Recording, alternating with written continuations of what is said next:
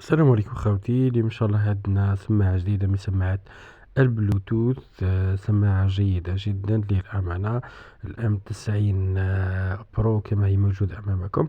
سماعة شكل العلبة الخاصة بها جميل جدا، وحتى السماعات حجمها في المعقول، يعني تقدر تستعملها بدون أي مشاكل.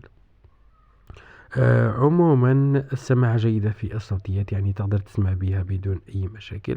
صوتها نقي وواضح وتستطيع الاستماع بدون أي مشاكل. أما بالنسبة للألعاب صوتها متأخر قليلا للأمانة، يعني باش نعطيكم المميزات والعيوب، باش أنه نحكي لكم عن التجربة الشخصية تاعي. رغم أنه درنا فيديوهات على هذه السماعة من قبل، لكن كاين طلبات أنه مازال حابين شرح أكبر عليها.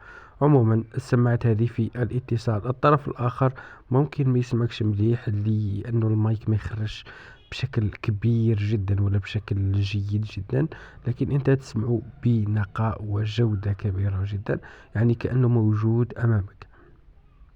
هذا بالنسبة للمكالمات. أما بالنسبة للسعر تاعها فهو حاليا كاين أشخاص لقيتهم يبيعوا فيها حتى 80,000. يعني تبدأ من 80,000 أقل شيء، 88 للأمانة، من 88,000 حتى توصل 120. فوق 120 حاولوا تجنبوها، لأنه السعر مبالغ فيه. كما دخلت وصلت حتى 200 وبدأت تنقص 180 150 140.